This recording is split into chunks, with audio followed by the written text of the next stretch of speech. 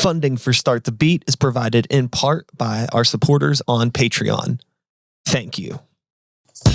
Hello and welcome to Start the Beat with Sykes. My name is Sykes and this is my podcast. Before we get started, I just wanted to take a quick moment to thank everyone who checked out the last episode. If you're one of those people, I hope you enjoyed the conversation and thanks so much for coming back. But for those of you out there who are new to the show, welcome.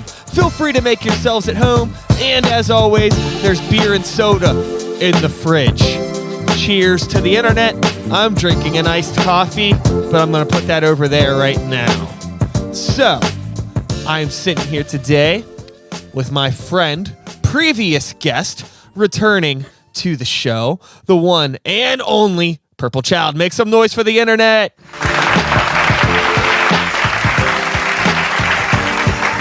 The internet's happy that you're here. I'm happy that you're here. What's cooking, dude? How you been? You can hear me? I can hear you. Audio check. I can hear you. We're good, dude. How you been? I'm well, man. This is exciting. Yeah, this is my first little chat with somebody not in my house for for a while, But I'm doing great considering everything, man. How the heck are you? I'm all right, man. Just getting through it. This whole pandemic stuff has really changed everybody's lives a little bit differently. For me, it really hasn't changed a whole lot because I'm still kind of in a lot of the same routines and doing my things. I spend most of my time behind a computer screen anyways. So, not a whole lot has changed aside from being able to play shows and stuff like that. But it's all right. the live situation has basically disappeared. Which is unfortunate, but... Mm-hmm. Mm-hmm. So I'm sure you're returning to the show, but you look a little. Thank you. You look a little different. Let's tell the people. Hey, just give them an introduction for those of you that didn't catch it the first time. Who you are, what you do, and why do you have this sick helmet? Well, thank you first and foremost, man. And by the way, before we get into that, I'm here with the infamous Sykes. Man, there's nobody more consistent. There's nobody killing it harder in Pittsburgh in terms of getting people to sit down and talk about their experiences and stuff. So I got to give it up to you first and foremost for, having me on for a second time. And, it's been a year. I don't know, maybe longer, maybe less. I'm not sure. But I really appreciate you having me on. And I appreciate you being consistent and doing your thing, man. So big up to you first and foremost. Thank you for the kind words. I appreciate it. Oh my God, of course, dude. You're great at what you do. So I'm Purple Child for anybody that doesn't know me. So what's up? Nice to meet you. Nice to meet you. The internet says back. So what is it exactly that you do? And we'll go from there. What do I do? Well, I'm a musician, I guess. That's what I love. That's what I love. That's what I focus on. That's what I dream about. That's all that I think about. Music. So that's first and foremost. I'm a musician. I'm I guess producer. Because I kind of always leave that door open for myself. I kind of always try to envision different projects and different things I want to work on. So I just like to create as much as possible, Mm-hmm. You've been creating music in, different genres of music now for, probably more than half of your life, I'd imagine. It's been a long journey for all of us. You've played in bands, you've done solo music, you've done all of these things. And, it's not always the easiest road for any of us. It's hard. It could be, fun, but also like kind of emotionally draining at times. And, it's a whirlwind. It's a roller coaster of emotion. So, all these years forward, looking back on everything that you've done, what do you think that it is that inspires you personally to just keep going and keep trying to keep the fucking dream afloat? Because it's not always easy.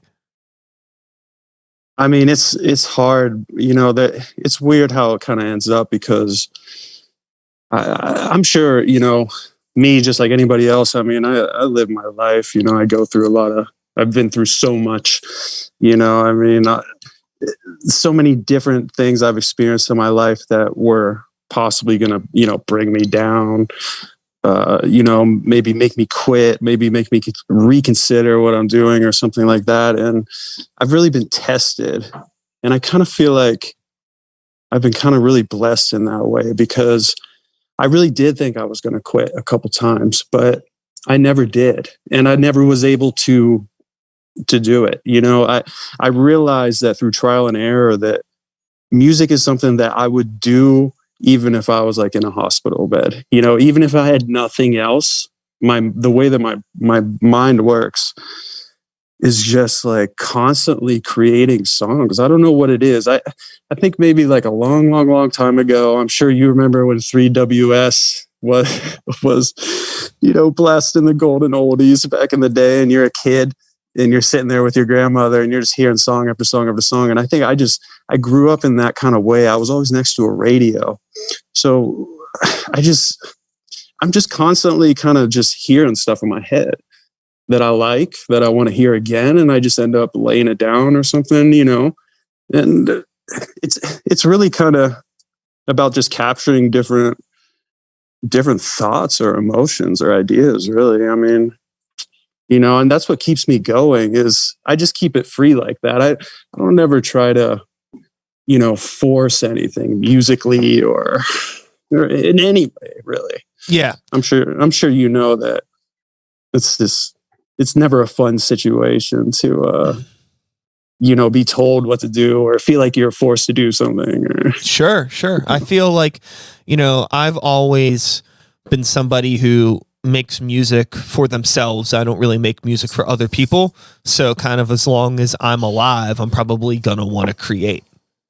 I think that it's, if anything, it's probably been one of maybe the only good thing that's kind of come out of me never like really blowing up in any capacity, is that like I don't really have people to answer to or no expectations to live up to, because like I just, I fuck with myself, and then hopefully some people are into it, but I don't have like, millions of people all over the world that are expecting me to keep, doing the same thing over and over again, which I think can be hard for some artists. I think that, you hear about it all the time when like, an artist that's very popular puts out something different and, they get a lot of backlash for it because it's not what people expected.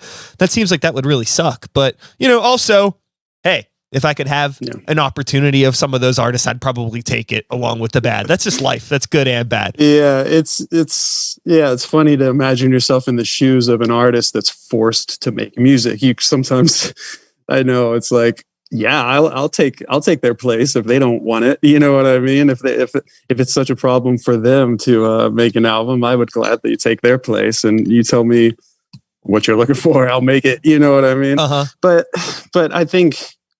I guess what it is like, if you're only doing things for those reasons, like you're just going to burn out so quickly. And I agree with what you said. Like, you have to be a fan of what you're doing. I think if you put up that wall first, you can do it, like becomes endless as long as you're, not impressing yourself, but as long as you're looking in the mirror and holding a standard to like what you do based on, what you want to get out of the music, the way you want to enjoy it. You remember putting on like Deftones album or something, I don't know, random choice, but the first time it hits you, you want to capture that. And that's sometimes harder than it looks, so you really do have to push, harder and harder, sometimes in the studio, sometimes harder than you even realize that you would have had to. And by the end of it, you're exhausted and you're like, wow, that was harder than I thought, to sometimes even just get that kick drum, the way you want it. It's just, I talk about this a lot, and I may have even talked about this with you the last time you were on the show. But, music, I always view it as a conversation between, the creator and the listener, and you want to make that connection. But sometimes, even outside of music, sometimes it's hard just to connect with other human beings. Just even on a face-to-face level, just like talking to people, it can be really difficult to connect with people on an emotional level. But then you're trying to do that through art. That's even crazier. That's even more of a complicated thing to try to figure out how to do. So yeah, it's like it could be a huge like emotional weight on your shoulders if you feel like, you know, you're putting your heart and soul into this music and you feel like you really have something to say to people, but you're just like that person standing on the street corner and everybody's walking by, like nobody will listen to what you have to say. Like, that's how I feel a lot of the time. Like, why, like, am I this much of an outcast that nobody can pay attention to what I'm saying or understand like what I'm trying to put out here? Because I feel like I'm putting out stuff that would connect with the world if people would just listen to it. But it could be really hard just to get people to even give it a chance anymore. Even people to give you like a second of their time, you know? I'm going to tie this into what you just said, but to answer your question about the helmet earlier, I'm surprised that you don't have one yet based on how things are going. You know, I thought that I was going to be a little bit step ahead of the game. I'm going to get safe. I'm going to go to Aldi's and, you know, I'm going to do what I can. So, yeah.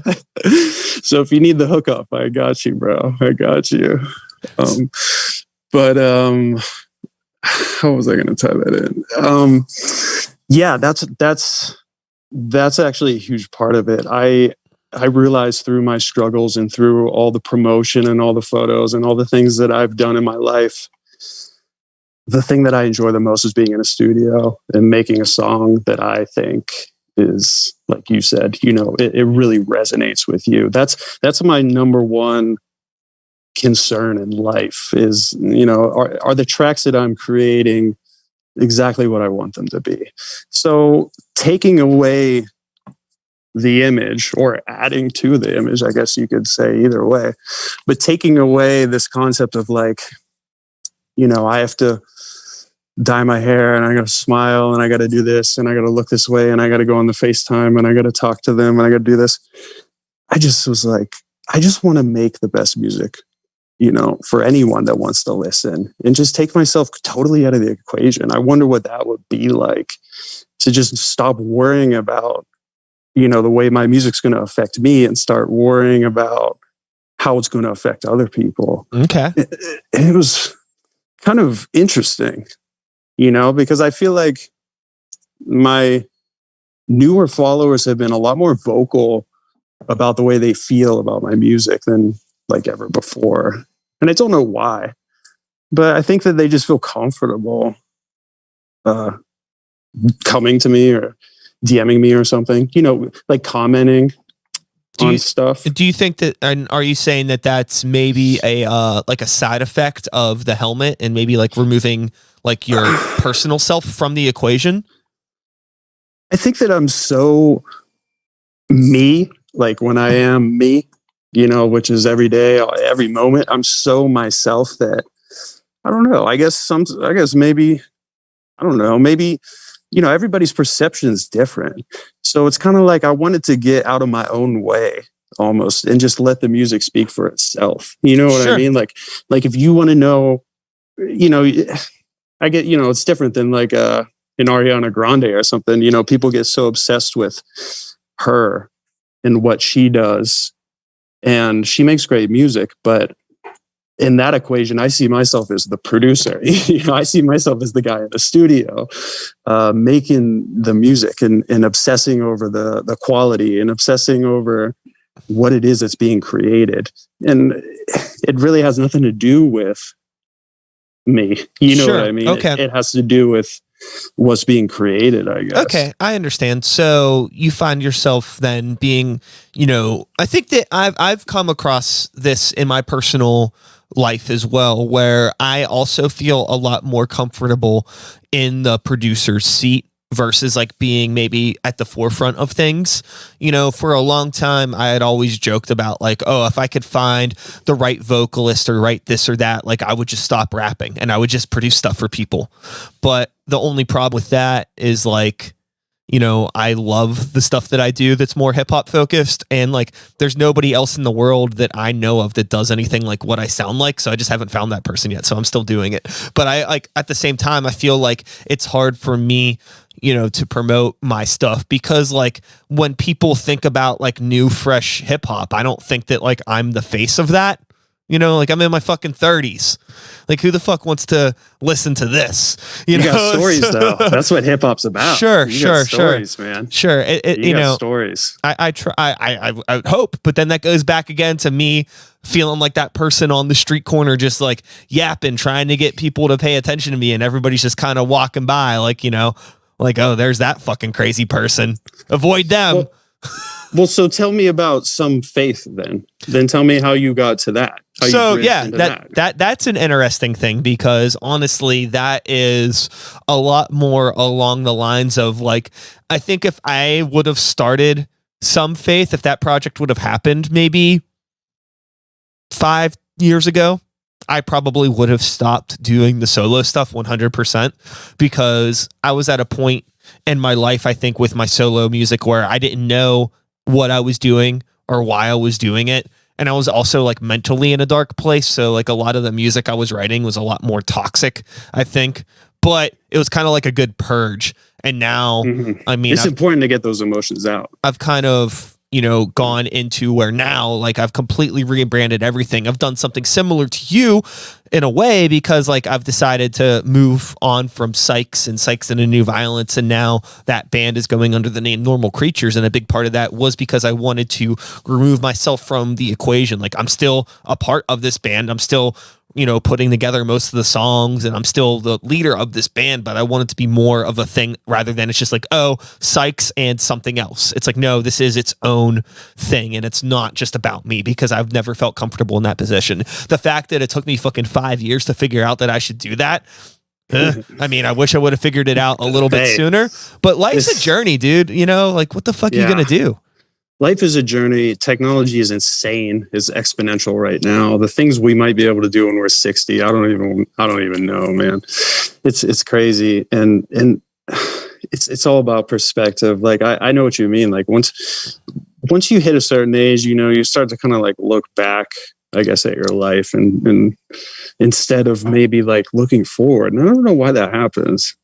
You know, it's just as kind of like a natural, like, I guess a lot of shit happens to you, and you just start analyzing it, or maybe, you know, it starts affecting you in different ways, because you kind of are constantly being like, you know, molded throughout your life. You know, I don't feel like, you know, it would be possible to be like kind of the same, you know, throughout your life. There's certain things that stay the same for sure.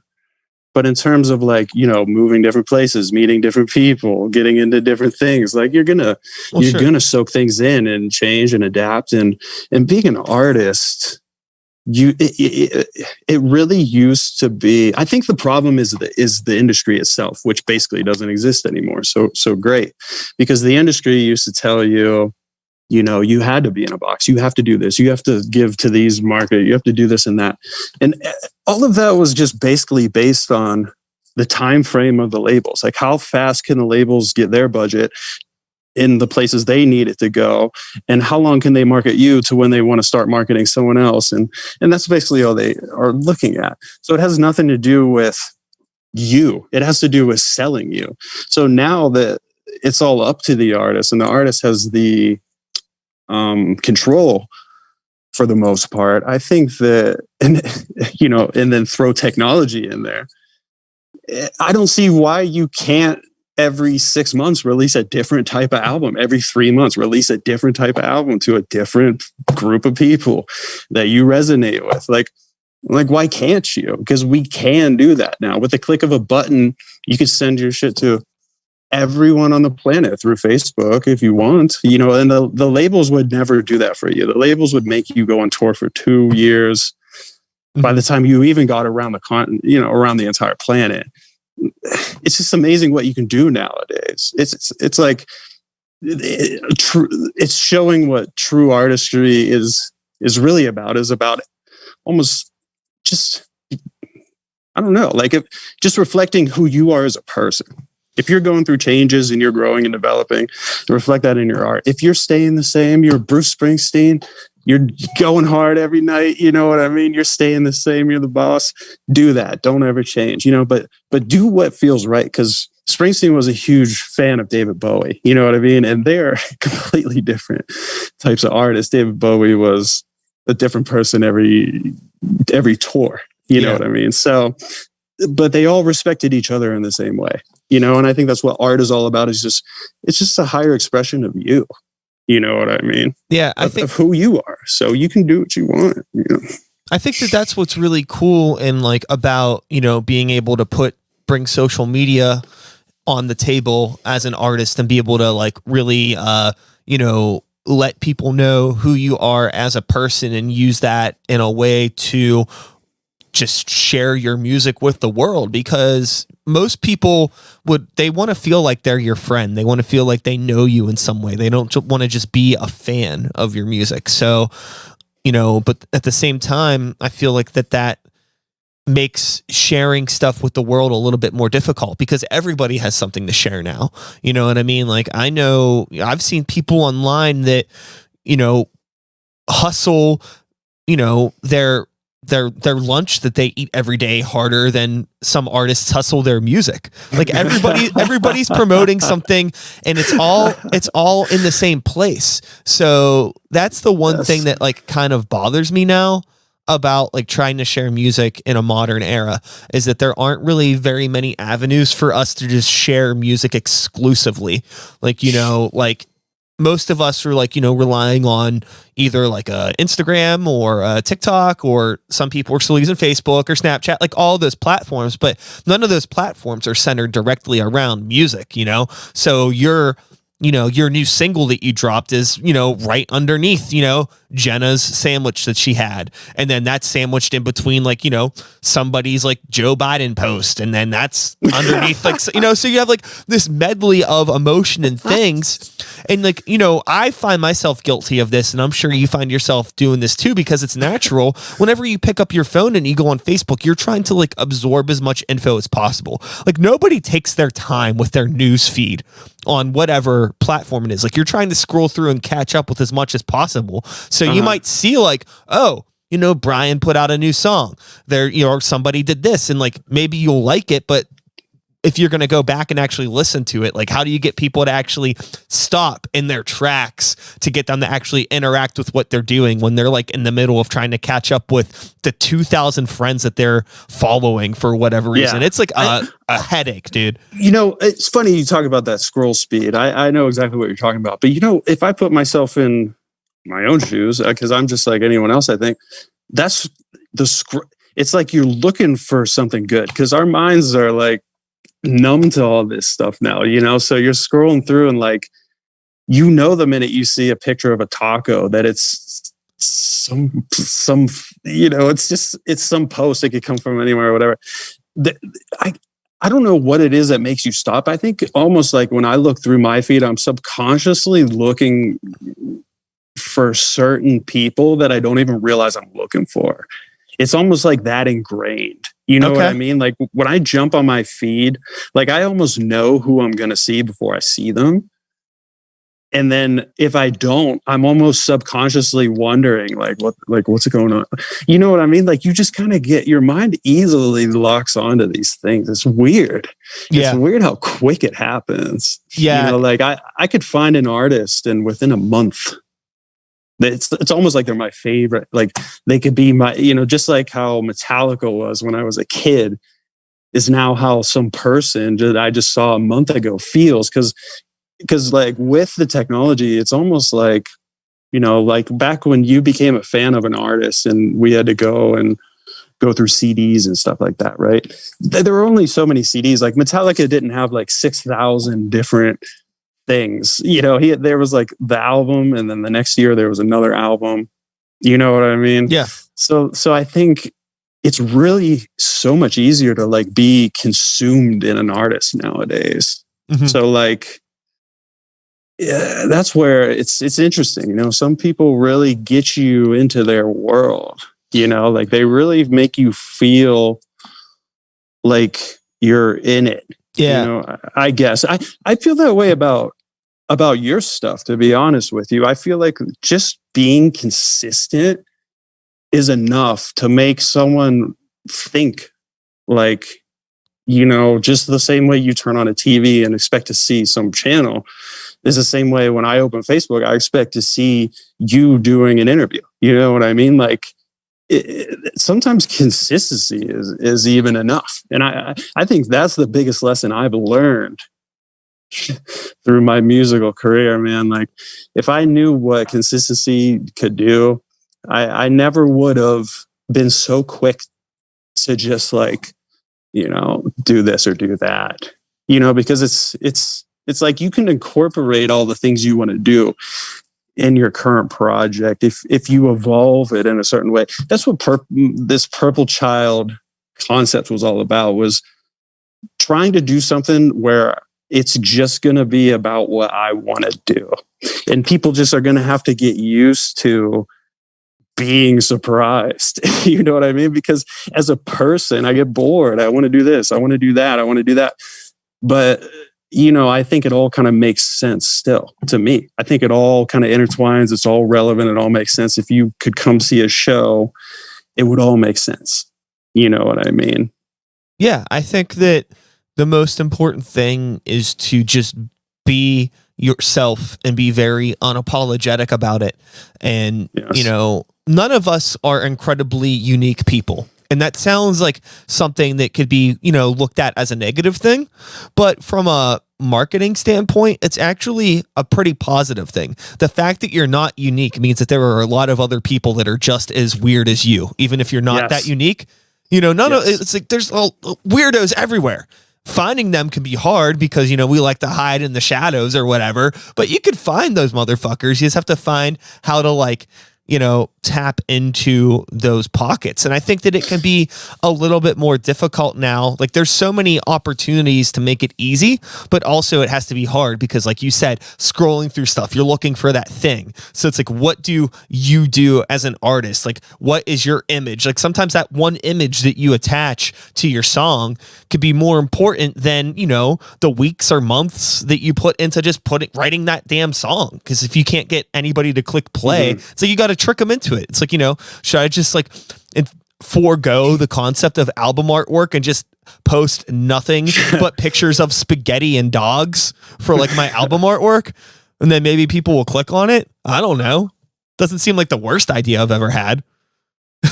You should try it. Yeah, maybe I will. I can picture a spaghetti album cover. That sounds like a good idea, dude. I like that. I like that, bro.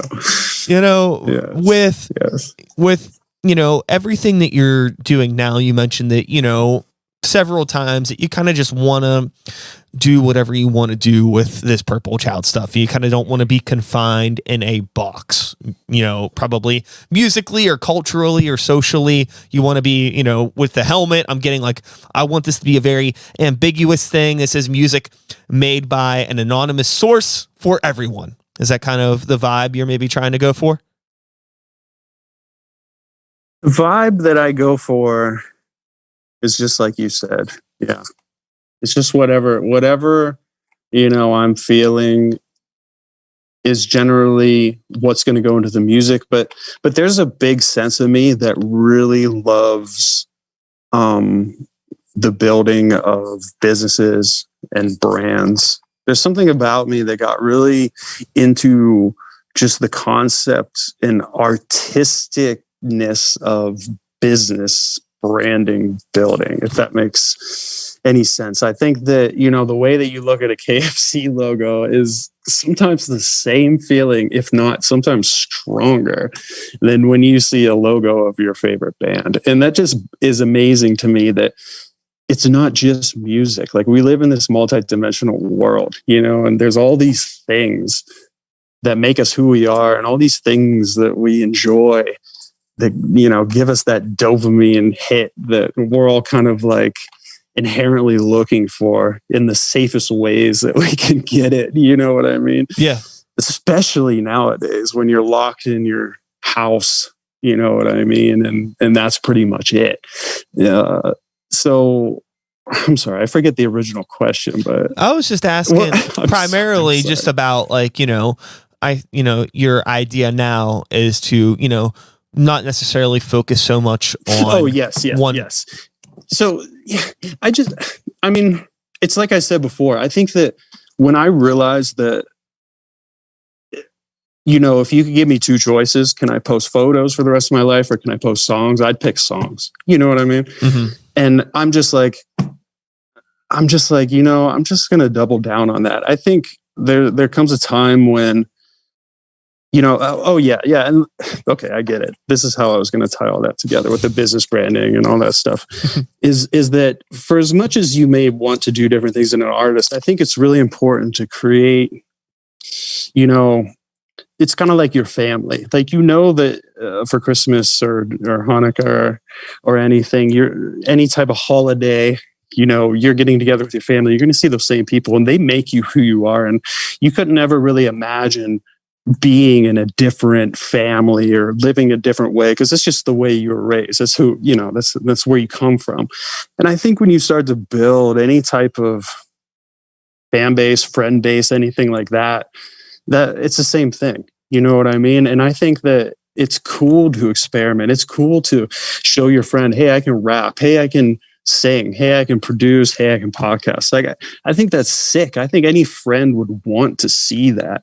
So I think your fans are the same way. I think as long as you don't go and, jump off a cliff or do something totally insane to where your fans are like, hey, bro, like, what's going on here? I think they're always going to love it.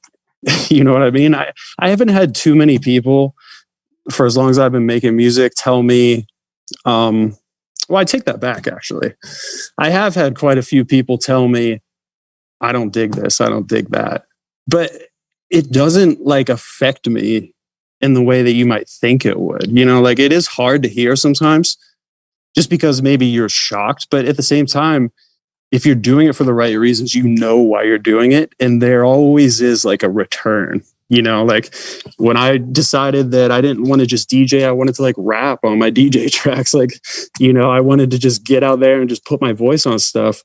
There were some people that just weren't into it, but I had definitely more people who were brand new fans tell me, friends, just on people online. They just were like, wow, you went for it. Boom.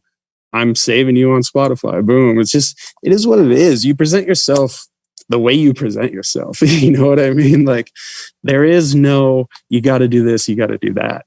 And I think that's what the fans out there, people on Spotify, listeners, viewers, that's what they're hungry for. They're hungry for the artist that doesn't give a fuck. The artist that is like, I'm in the studio. I'm doing this for you and for me.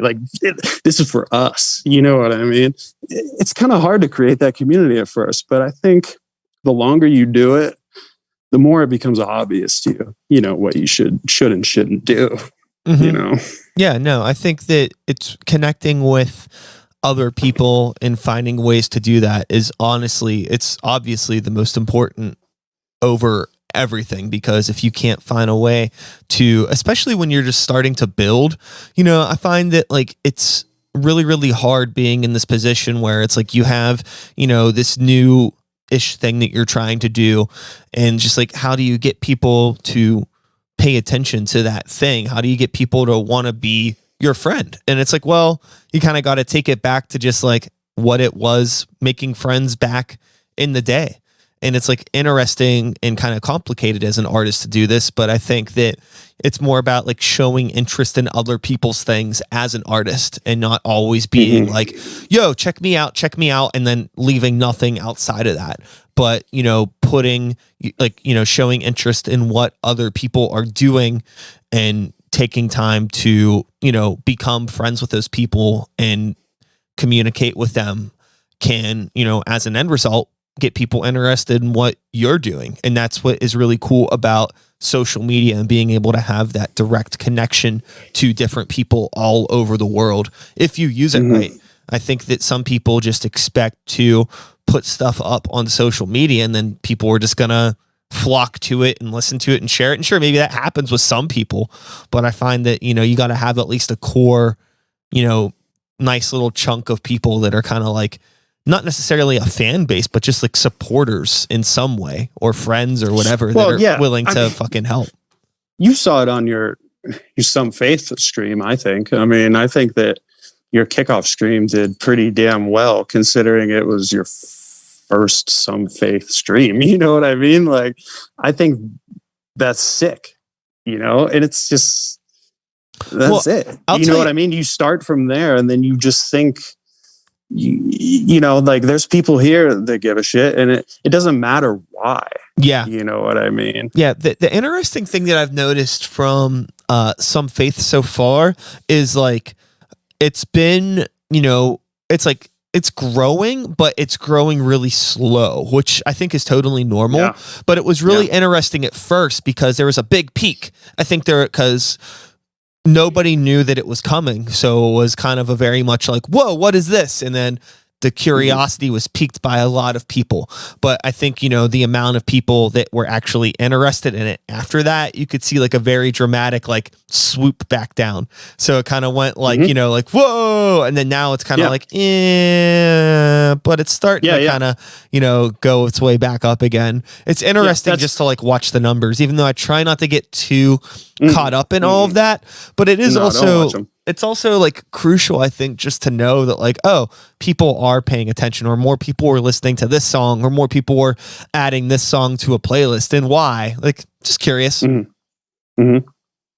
Yeah, totally. I mean, I think, I'm always curious about stuff like that.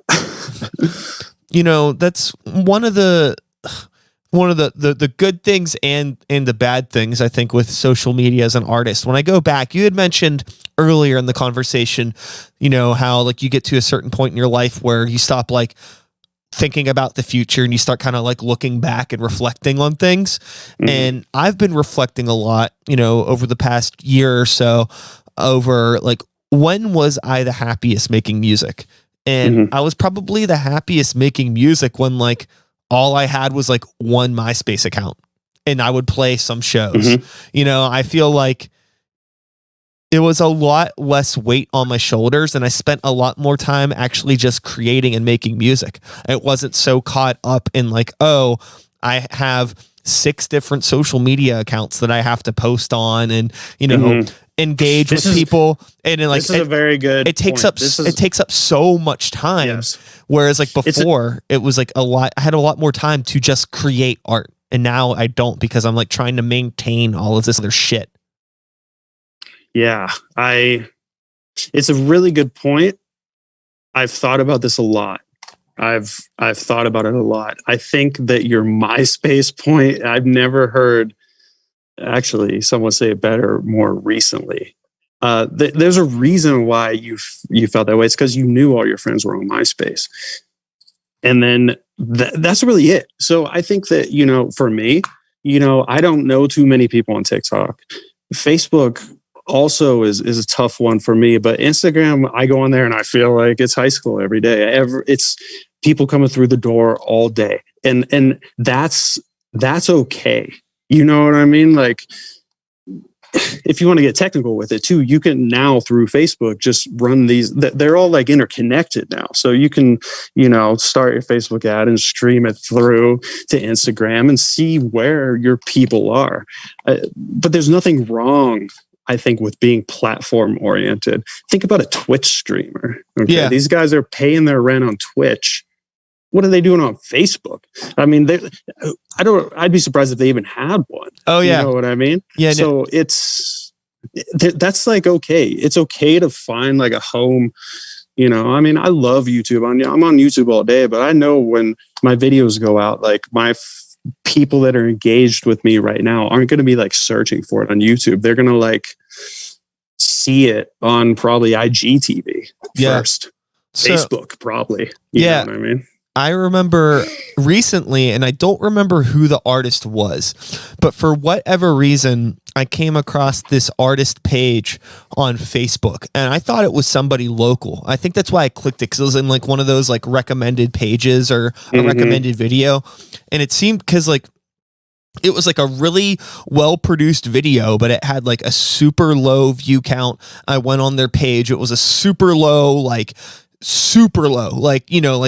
only like a few hundred followers on their Facebook page, and the video had like a couple dozen likes, and it was like an insanely produced video. And I was like, this is really weird. So I found them on YouTube, and it's like, they're huge. Like, the video's doing totally fine and they're doing great Spotify numbers and like, you know, like, oh, look, okay. So, and they're not from Pittsburgh either. They're from a complete, like, you know, it was just for some reason it wound up in my shit.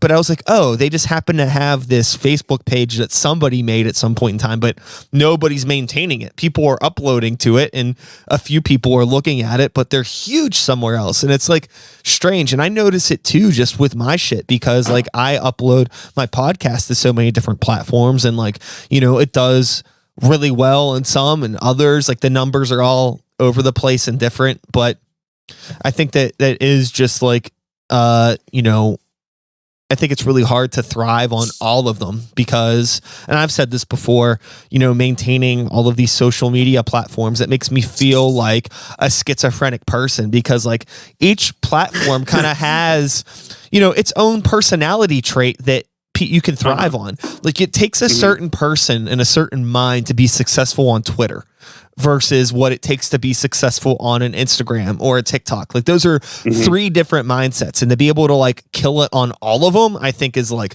phenomenal. I don't see many people do it outside of like huge businesses that aren't even people. They're just like corporations, you know?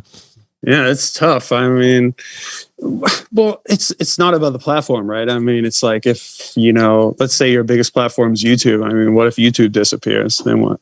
You know, and that's something that everybody talks about. You know, it's like these are just means to, you know, meet new people, give people access to the things that you can provide them with. Yeah. You know, the value you can bring to the world, you know, is put out there and people are able to find it, you know, and save it and watch it and keep in touch. You know what I mean? But when it comes down to it, I think the internet is going to quickly turn into like the real estate market. You know, I mean, you got to somehow be getting your people to a hub that, you know, they can feel a part of and connected, like they're not going to get disconnected from it, you know? Yeah. I think like the one thing that I've really been trying to do, and I wish I would have done it sooner. Again, that's probably a common thread for me in my career in general. There's 1,000 things I wish I would have done sooner, but now I'm trying to focus on just getting people outside of the social media platforms to engage with my stuff. So I want to have like a heavier focus on, I want to get people to YouTube for my video content, and I want to get people to Spotify preferably for my audio content, because, you know, contrary to the belief, I don't know what's going on, but like you know, my projects actually make a decent amount of money, more money than they've made on any other platform versus Spotify. Like, I don't know. I mean, maybe it's my distributor or what it is, but like, you know, I just paid for where you said, you said on Spotify. That's where you're making the most, you said? Yeah. Yeah. In terms of streaming, for sure. Yeah. Exactly. I just, same thing with you know, me. I just paid for a vinyl pressing of the Normal Creatures album that's coming out, and I paid for a weekend studio session with Grey Walker, all from money that we made on Spotify. And so like, how's that vinyl for you in terms of getting it done, the return time? How's it sound? Like, well, what is it like getting a vinyl? Well, I've never actually pressed anything. So before. It's very interesting. I've pressed a few albums on vinyl now. This will be my fourth. And it's fun. It's a fun process. I think that I've always been into records, so when I like write albums, I structure them for vinyl intentionally, like, and like I mix, and like I think it's like always the mindset for me. A lot of people, it's like an afterthought. Like some people will mix for like, you know, Spotify or whatever like that. I'm always mixing for vinyl, and maybe that's a bad call for me, but you know, that's you should advertise that where my brain is at. You should talk about that. But I mean nowadays I do multiple mixes, you know, and I mean, like that's a whole different type of mixing. Yeah, if you're mixing for Spotify, you're mixing for vinyl. I mean, you're doing some different shit in your mastering. Like now for like that Normal Creatures record, there's 4 different masters of the album for different things, and that's just, I mean, it's a nuanced thing, and like they're very slightly different. You know, it's not like super crazy. There's just like, with vinyl, you don't want stuff to be as like harsh, and you want it to be a little bit more dynamic. You don't want things to be as compressed as you would for maybe like less compression, a digital file. Like if people are going to be listening to stuff on a cell phone or a laptop, you kind of have to compensate a lot for that, which like does affect the sound of music quite a bit.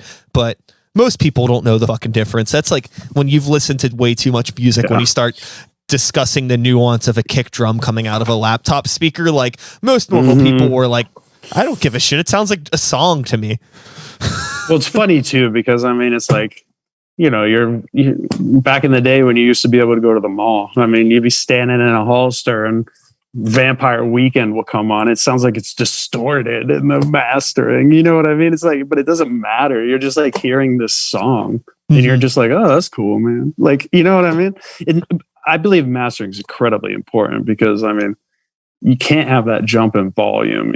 That's something that people, unfortunately, it's like the loudness war forever. Yeah. I've gotten, with this Normal Creatures album, I was very, very, I'd like to think I was very delicate with the mastering. It's hard because it's still like pretty aggressive music in a lot of ways. Like the drums are really, really loud and there's crunchy guitars and stuff. But like I really tried, because I mixed and mastered it because I'm a dumbass and I didn't want to pay anybody to do it, I guess. But I really tried really hard to like scale the compression back and like have it be more dynamic, and like it's okay if it's a little bit quieter, like just turn it up. Like I want it to sound good. I don't need to have this wall of sound, which I did the complete opposite with the Some Faith stuff. The Some Faith stuff is compressed to all fucking hell because it's like dance tracks made for the internet. But like I think that what we're doing with that, so we released the EP. We're releasing a second EP, and then we're probably going to press it on vinyl as well. But I think I'm going to upload a version of the album to the internet that is kind of like a remastered one that'll be everything on one chunk, instead of two EPs. And that I'll probably have a lighter master on it and mix, because like a lot of that stuff I'm still figuring it out as I'm going, because those tracks are. What are you mastering on? Are you mastering it yourself as well? Yeah. So all the tracks, I'm figuring out how to like mix and master those tracks as I'm going, and it's a lot different than like anything else I had been doing prior. But I mean, I record in Adobe Audition and I master in Audition as well. I just have like a series, a little chain of plugins that I use and I tweak for each thing when it comes to my mastering. Which, I mean, I don't know. I don't have like some sick room with like, sound paneling and like all this tight outboard gear and like, all this shit, there's a couple cool new plugins for mastering, which I'm so, mastering used to be basically impossible. You know what I mean? Like to do on your own. Now they're making it a lot easier for you to get close. You know what I mean? Which is cool. So that I think that's nice. Like the technology has gotten, I use Ozone. I mean, that was I don't know if you've ever messed with that. Their AI is pretty. Yeah. I mean, I don't know what else I would do to it. It's at -12 LUFS, perfect for upload. I don't know. So that's a quick thing that I'll do if I need something quick. But generally, I'm sure like you do it. Like I like to, get in there, kind of do my own personalization to it if I can, like, Yeah. I usually I will, like do things with like, side chaining the EQ. So all of everything below a certain hertz is all mono, regardless of what it is on my master chain.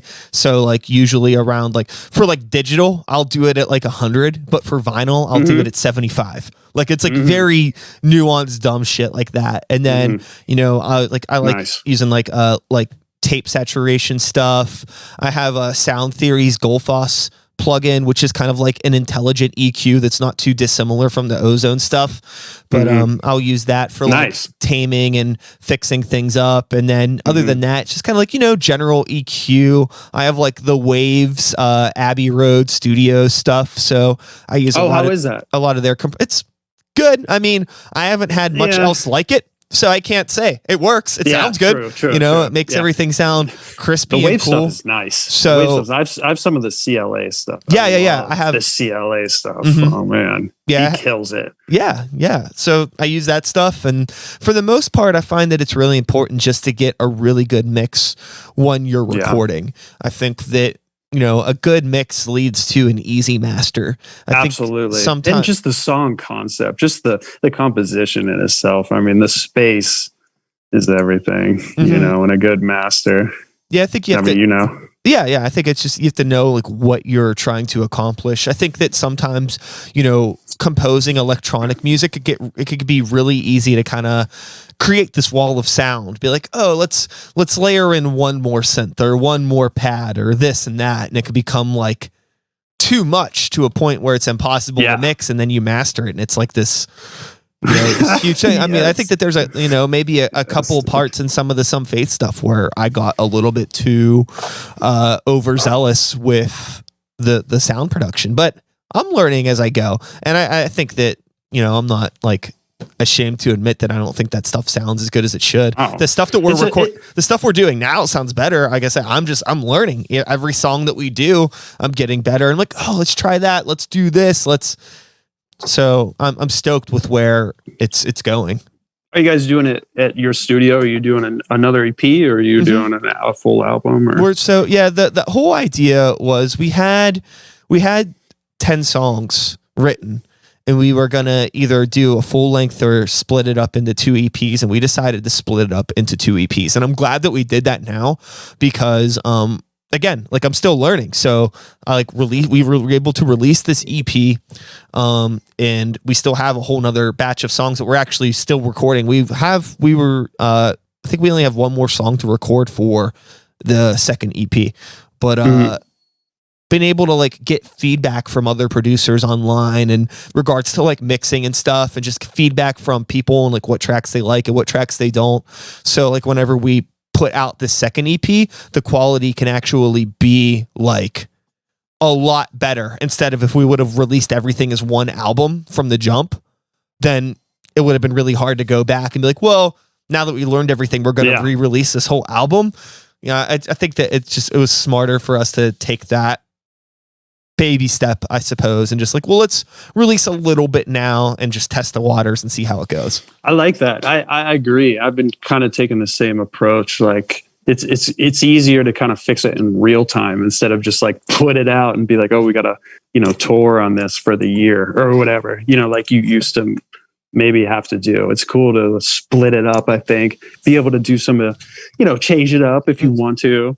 After a month or 2 or 3 of, hey, we did this mastering. Now we're going to try this. Now we're going to try that. We're going to try this mixing, try this. Found this new synth. You know what I mean? Yeah. So you never know. And you can't hold back. Like when you find the new good shit, you can't like hold back from putting it out or whatever. Yeah. And there's still so much opportunity for people to discover what we're doing, because, you know what I mean? Like we have like, in retrospect, in comparison to the world, we have a very, very small fan base. You know what I mean? Like we have, our songs on Spotify, like are, maybe hovering around 1,000 streams, which isn't bad. I'm very thankful that many people listen to our shit at all. But in the grand scheme of things and what it could be, there's so much more. There's so many more people that could hear what we're doing. So it's cool to be figuring this stuff out now. So whenever we're ready, hopefully that more people are going to start engaging with us. It'll be like, well, we've already worked out all of the kinks and we've released some things, but now like we have material that's like ready for a big scale. And like, you don't really know until you start releasing stuff. You could easily just record stuff and just let it sit on your computer forever and like maybe share it with some friends. But until like you really start getting strangers to listen to your stuff and opinions and feedback from people you don't know, that's when you really start figuring out like how like which direction things should go in regards to songwriting or in regards to mixing and mastering or promotion, whatever it is. It's a lot. It's a lot. Yeah. Yeah. When you see it on the, like you see it on the internet, kind of like how your audience would, it definitely puts a different seed in your head. Like, oh, we'll either keep doing that or, oh, I want to change that. It's like, it changes the perspective. So that's what's good about releasing music is, I guess, as constantly as you can, what I mean? As much as possible, I guess. Yeah. I think that, and like finding smarter ways to do it too. I think that, there are a lot of people that, are diehard old school into like the concept of releasing albums, which I am into because I come from that, that era where we would go to the mall and buy a CD and listen to a whole album and read the lyrics and the booklet and all that stuff. And we'd have to take a Discman to school, and we were only able to take, it was a lot different than now where it's like a singles culture where artists can successfully get away with releasing a song every other week or whatever. My perspective now is like, well, why don't do both? Because there are people that listen to albums and there are people that listen to singles. You could do both and get the attention of both people. So it's just kind of like what I'm planning on doing with this Normal Creature stuff is like finding ways to release every single song individually in its own way, still release the album and have that be its own thing over there, but simultaneously finding other ways to promote just individual pieces of the album instead of just promoting the album as a whole. Because, the album has 10 tracks on it. So like, if I could find 3 different ways to promote 10 different tracks, that's 30 means of promotion instead of like one way to promote one album.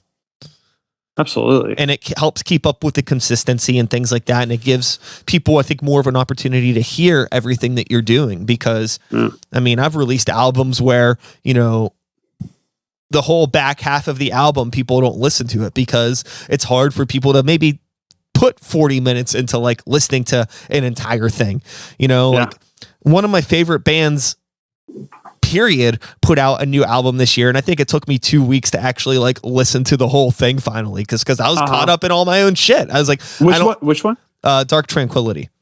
Oh yeah. So yeah, they and like I was like, okay, like I kept on like listening to the first 4 tracks, but then I would get caught up like, oh, I have to go do this or that, and then like finally I was able to listen to the whole fucking thing. But like, fuck, well, especially when you care, you know, like you want to give it the attention. So yeah, it's I don't know, man.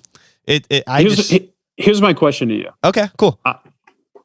So do you do edits in the show? Because I'll talk to you for another hour, 2, 3, 4, 5 hours, whatever you want. I love the conversation, but I have to pee. So you tell me. Yeah, no worries. Actually, I just noticed that we're hitting our hour now, so we probably should wrap this up in a minute, anyways.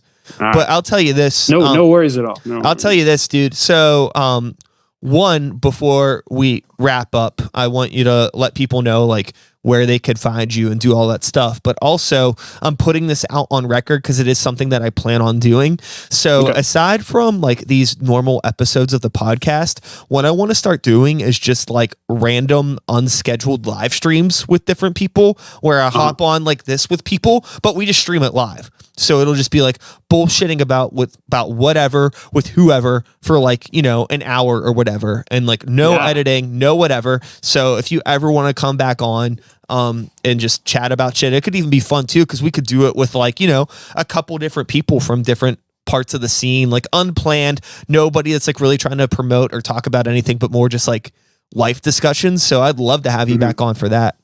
Oh, I would.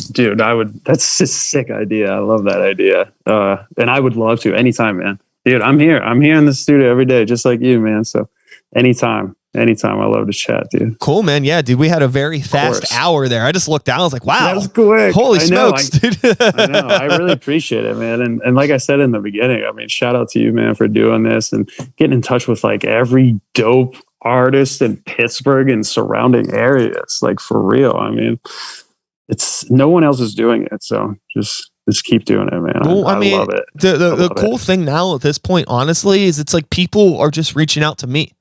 Like it's awesome because like, I only know about so much. So when people continue to reach out to me and introduce themselves, I'm like, I have no idea who you are, where you came from. Let's talk. because I want to know more. You know, it's really easy to get stuck inside your bubble, but I love it. Let people know who you are, where they can find you, and we'll wrap this up so you could do your PP. Guys, thank you so much for tuning in tonight. Special thanks to Sykes, Brian, again. Much love, man. Appreciate it. Just keep it up. And hit me up at purplechild.com. Also, Instagram, Purple Child, Facebook, Purple Child. You can pre-save my new single right now. The song is called Right Now. And you can pre-save it. It comes out January 8th, but you can pre-save it now on Spotify. Just click the link in my Instagram bio. Super cool. Much love. All right, man. Well, check out the merch. Oh, shit. Check out the merch. Wait. I never pump merch, but if you've been here for an hour, check out the merch, bro. Purplechild.com. Purplechild.com.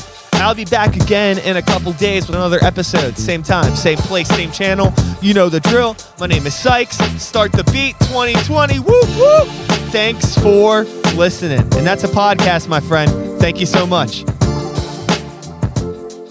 Gonna fade this out. And that's it. We did it.